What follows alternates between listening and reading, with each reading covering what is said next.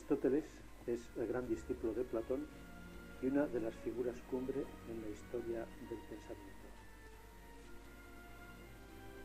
Aristóteles se apartará de la visión platónica de la teoría de las ideas, así como del dualismo antropológico. Es decir, la realidad que para Platón se extinguía en el mundo de las ideas y el mundo de las sombras, el mundo material, para Aristóteles está configurada por las formas que están en la naturaleza. Las cosas tienen consistencia real, no son simples sombras de una realidad superior, la de las ideas, sino que las formas, con su contenido inteligible, forman parte de la naturaleza de las cosas. Asimismo, el hombre no es un alma encarcelada en un cuerpo. El hombre no es solamente alma. El hombre es alma y cuerpo. En la ética, Platón había identificado las virtudes fundamentales, las 4 virtudes cardinales. Se puede decir que es como su descubridor. Y Aristóteles parte de ellas y las desarrollará y las sistematizará, sobre todo en las 2 grandes éticas, la ética a Nicómaco y la ética a Eudemo.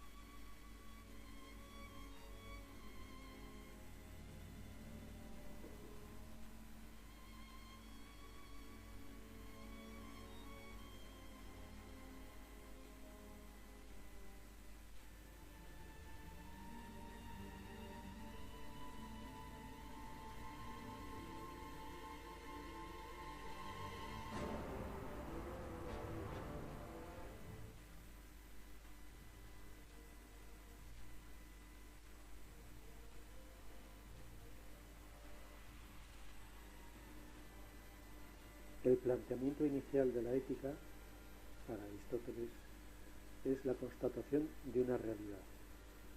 Todo el mundo busca el bien. Todos buscamos algo que consideramos bueno. Si no persiguiésemos un bien, algo que es querido por sí mismo, por encima de todo, un bien que sacia todas las aspiraciones, todas las inclinaciones y las tendencias, se repetiría la misma pregunta indefinidamente: ¿por qué quiero algo? Y así se iniciaría un proceso al infinito, con lo cual todos los deseos quedarían paralizados. ¿A qué tiende realmente una persona cuando pone el dinero, la salud, el placer, como el fin de su vida, como aquello que lo busca por encima de todo? Aristóteles señala que la respuesta a qué es lo que buscamos todos no tiene prácticamente ninguna duda. Todo el mundo señala la felicidad. El máximo bien que todos aspiramos es la felicidad. ¿Qué es lo que queremos por encima de todo? La felicidad. Hasta aquí habría acuerdo general. Ahora bien, cuando hacemos la siguiente pregunta, ¿qué es el bien y qué es la felicidad?, es cuando las respuestas empiezan a diverger. Aristóteles responde a la pregunta sobre lo que es el bien con una frase aparentemente de perogrullo, aparentemente simplista. Dice Aristóteles: el bien es lo que todos quieren. Parece que con eso no se adelanta mucho. Ahora bien, hay que dar un siguiente paso. Todos lo quieren porque es bueno y no al revés. No es bueno porque todos lo quieren. Es decir, lo que todos buscan es algo que tiene en sí mismo una entidad, una cualidad, una naturaleza que hace que todos lo quieran. Y lo quieren todos porque estiman que su consecución proporciona la felicidad. ¿Cómo debe ser, por tanto, un bien en el cual se cifra la felicidad de la persona? Aristóteles señala que dicho bien debe incluir varios niveles. En primer lugar, el de los bienes materiales. Evidentemente, la felicidad debe incluir aquellos bienes en los cuales está la salud, la conservación, el bienestar material, un cierto grado al menos de bienestar en las relaciones sociales, de tal manera que una persona que careciera de un mínimo de bienestar material difícilmente podría considerarse feliz. En segundo lugar, en un nivel más elevado, el bien que proporciona la felicidad resulta del perfeccionamiento que el hombre adquiere mediante las virtudes, que se dan tanto a nivel individual como en la relación con los demás, en la ciudad, en la polis. No se puede alcanzar la felicidad sin incluir este tipo de bienes. La amistad, en concreto, es uno de los mayores bienes y sin el cual es imposible que una persona se considere verdaderamente feliz. Y el tercer nivel, el más alto, resulta del ejercicio de la capacidad más alta que tiene el hombre que es la razón, dirigida a su operación más perfecta, que es contemplar la verdad, lo que Aristóteles llama la teoría. ¿Y cuál es la verdad más alta que el hombre puede contemplar? Pues la verdad de Dios, el Logos, la razón, la inteligencia perfecta. Esa es la actividad más alta realizada por la potencia más alta que tiene el hombre. De aquí resulta lo que en la ética de Aristóteles se ha llamado después la doble felicidad. Hay una felicidad que es la que el hombre puede alcanzar con sus propias fuerzas, el ejercicio de las virtudes y el logro de los bienes materiales y la vida en la polis. Las virtudes están al alcance de la persona. Ahora bien, la contemplación de la verdad, la contemplación de Dios, el acto puro de inteligencia, eso ya no depende de él solo. La primera, entre comillas, felicidad resulta, por tanto, del ejercicio de las 4 virtudes cardinales. Las virtudes son hábitos operativos buenos que nos llevan a obrar guiados por la recta razón.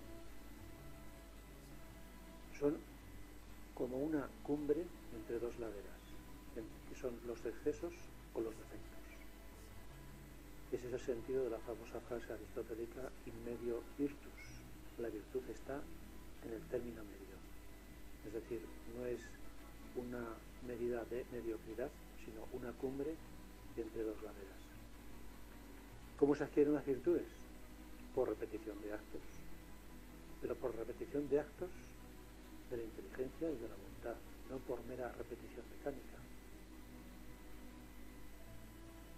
En la ética a Nicómaco, Aristóteles lo dice de forma tajante: nadie tiene la menor posibilidad de llegar a ser bueno si no realiza muchos actos buenos. Adquirir desde jóvenes hábitos adecuados no es que tenga poca o mucha importancia, es que tiene una importancia absoluta. Al obrar bien, el hombre se hace bueno. Y la acción buena queda dentro del mismo sujeto y le mejora, le perfecciona, y le acerca a la plenitud de su ser, que consiste en el perfecto desarrollo de todas sus tendencias y capacidades, perfeccionadas precisamente por las virtudes. La ética de Aristóteles es la doctrina de la vida buena, de la vida en plenitud, de la eudaimonía. Y por tanto, el concepto de bien o mal moral aplicado a las acciones es una consecuencia muy clara. Una acción es buena si le encamina a ser la persona que esté llamada a ser. y una acción es mala si me aleja de mi plenitud. Esta primera felicidad está al alcance del hombre.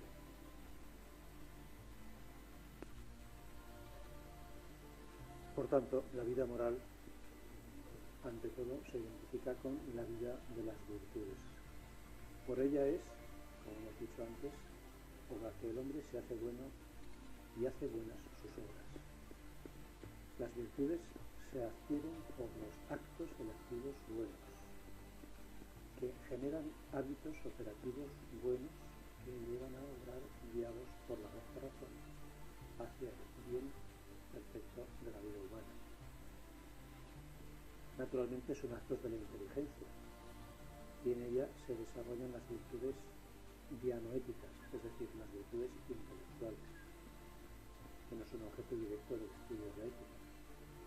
Y a la vez, y sobre todo, son actos de la voluntad, imperados por la voluntad, que es el campo de las virtudes éticas. Porque en la ética es fundamentalmente la voluntad la que marca la rectitud o no de la acción, previa, naturalmente, la actuación de la inteligencia. El segundo grado de la felicidad, de lo que se ha llamado la duplex felicitas, se puede ver muy claramente en un texto de la Ética a Nicómaco. Allí dice Aristóteles lo siguiente: el que pone en ejercicio su inteligencia y la cultiva parece a la vez el mejor constituido y el más amado de los dioses, pues es razonable que los dioses se complazcan en lo mejor y más afín a ellos. Y esto tiene que ver con la inteligencia, y que correspondan con sus beneficios a aquellos que más la aman y la honran. Por consiguiente, el hombre sabio será el más amado de los dioses, y siéndolo, será verosímilmente también el más feliz. De tal manera que este segundo grado de felicidad llega solo como un regalo de los dioses para quien vive rectamente y para quien ejercita su voluntad en la conquista de las virtudes y su inteligencia en la contemplación de la divinidad. Este grado de vida, señala Aristóteles, es un tanto incierto, depende de la fortuna, y por eso considera que de alguna manera es un regalo de los dioses a quien se hace acreedor de él por sus virtudes. En su teoría de la felicidad, Aristóteles tuvo que afrontar racionalmente el análisis y la crítica del hedonismo, es decir, cuál es el planteamiento teórico del hedonismo y cuáles son sus deficiencias. Básicamente, dice Aristóteles, los placeres no son malos por ser placenteros, sino por hacer al hombre esclavo de ellos, por no saber controlarlos. Porque entonces el hombre busca el placer donde no debe o como no debe. Aristóteles señala los placeres básicos, los relacionados con el tacto, con el gusto, con las comidas, con el placer sexual, y señala que la virtud que los regula y que se adecue a la recta razón es la templanza. El placer, por tanto, es algo natural. Lo que es antinatural es buscarlo de forma desordenada y contra la razón, porque entonces el placer se convierte en un fin buscado por sí mismo y de esa manera pervierte su propia naturaleza y lleva a equivocar la propia conducta. El descubrimiento aristotélico sobre la ética del bien y de la verdad se puede resumir en el siguiente esquema, que muestra el orden natural de la acción moral.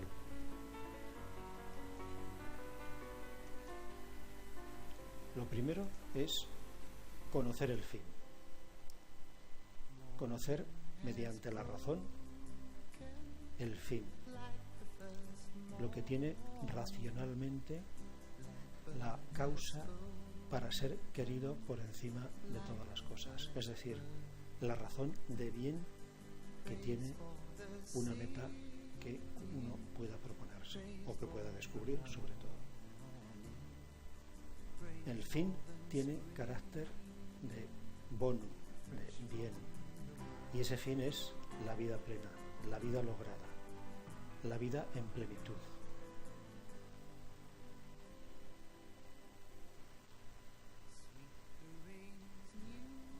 En segundo lugar, y esta es la tarea de la ética, se trata de poner en marcha el dinamismo de las acciones humanas para buscar ese bien y conseguirlo. Dicha búsqueda y dicha adquisición se va realizando progresivamente mediante la adquisición de las virtudes que van marcando el ritmo del perfeccionamiento de la vida. La eudaimonía, como vida lograda, es una tarea de toda la vida. Y ese crecimiento se manifiesta, repito, en la adquisición de las virtudes. Y la adquisición de la vida lograda, la vida en plenitud, tiene como consecuencia el gozo, la alegría, la felicidad. También el placer en la dimensión corporal, porque los placeres en sí mismos, cuando están guiados por la razón, son buenos. De aquí resulta una consecuencia muy importante. La felicidad, la alegría, son una consecuencia. Son el modo de vivir cuando se ha conseguido el bien, el fin, la eudaimonía. No es simplemente un sentimiento, no es simplemente una vivencia, es un modo de vivir que resulta de la consecución del bien. Por tanto, Aristóteles subraya esta dimensión importantísima de la ética.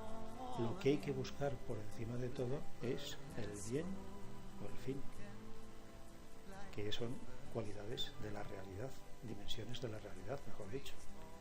Y la felicidad es una consecuencia inseparable, intrínseca. En cambio, en una ética que está fundada en los deseos, como es el hedonismo, el epicureísmo hedonista, el fundamento no es la eudaimonía, sino la búsqueda del placer. Como decía Epicuro, el principio y el fin de una vida feliz es el placer.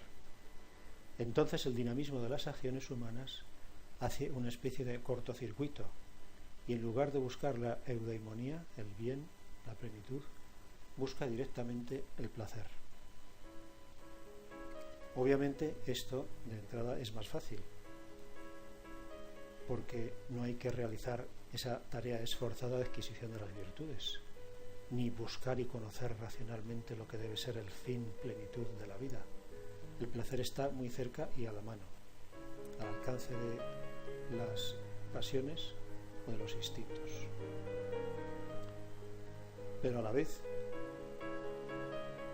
el hedonista encierra el horizonte de la vida humana en el solo placer y se hace incapaz de descubrir lo que es la verdadera alegría y la felicidad. Es muy distinto sentir placer de vivir la felicidad. Y aunque a corto plazo sea más fácil y más seductor, sin embargo, enseguida el hedonismo mostrará la tristeza y la ausencia de felicidad que acaba por aparecer en el horizonte vital de una persona que se hace incapaz de comprender o de buscar la verdadera felicidad, la verdadera alegría.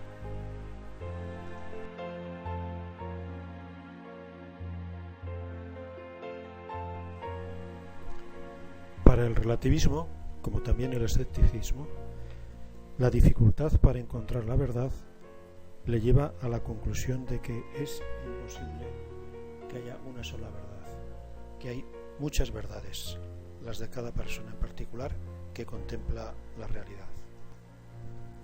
Sin embargo, Aristóteles rechaza esta conclusión y dice que la dificultad a la hora de buscar la verdad es de dos tipos.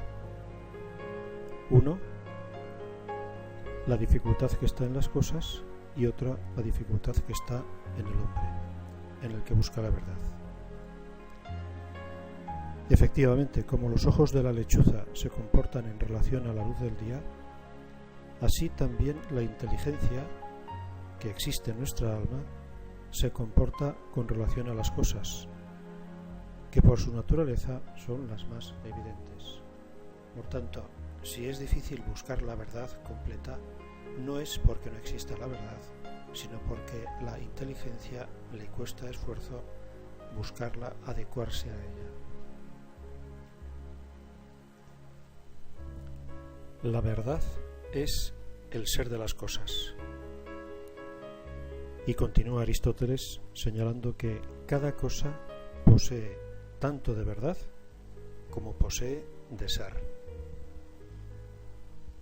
Con esto sale al paso de la postura relativista que sustituye lo verdadero por el considerar como verdadero.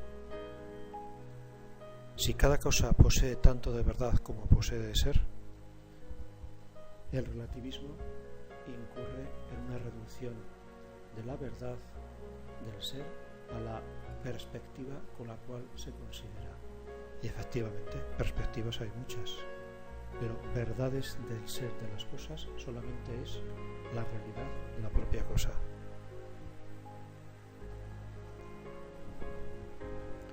Platón, en el diálogo Gorgias, hace decir a Sócrates una frase muy poderosa: la verdad no se confuta jamás.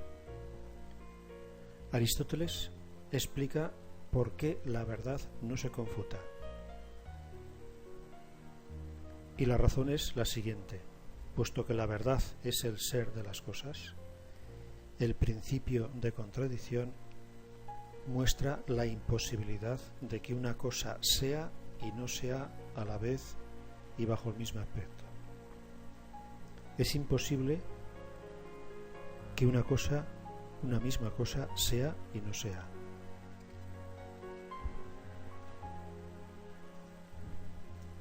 Basta que uno hable y pretenda que lo que dice tenga un sentido para tener que admitir el principio de no contradicción. Efectivamente, las palabras que debe usar quien desee negar este principio tiene ya que admitir que tienen un sentido, tanto para él como para el que las escucha. Por tanto, debe presuponer como válido precisamente el principio que quería confutar. Por lo tanto, la verdad de las cosas no depende de las perspectivas. Son las perspectivas desde las que se observa la realidad las que deben adecuarse a la realidad.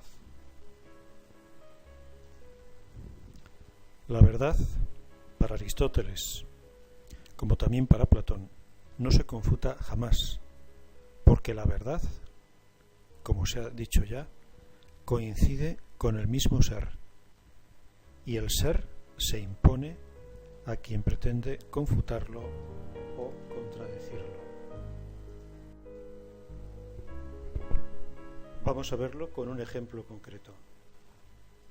¿Qué es lo que se ve en esta imagen? Un pórtico, de acuerdo. Pero ¿cuántas columnas tiene el pórtico? ¿Qué figura tiene este pórtico? Si se mira desde la perspectiva superior, empezando por arriba, la respuesta sería un pórtico egipcio con columnas cuadradas, con 2 columnas cuadradas. Si se empieza a mirar, en cambio, por la parte inferior, descubrimos que se trata de un pórtico romano con un guardia entre las columnas, pero ahora son 3 columnas y las 3 son cilíndricas. El conjunto, entonces, ¿qué es? ¿Es un pórtico egipcio con 2 columnas o un pórtico romano con 3 columnas?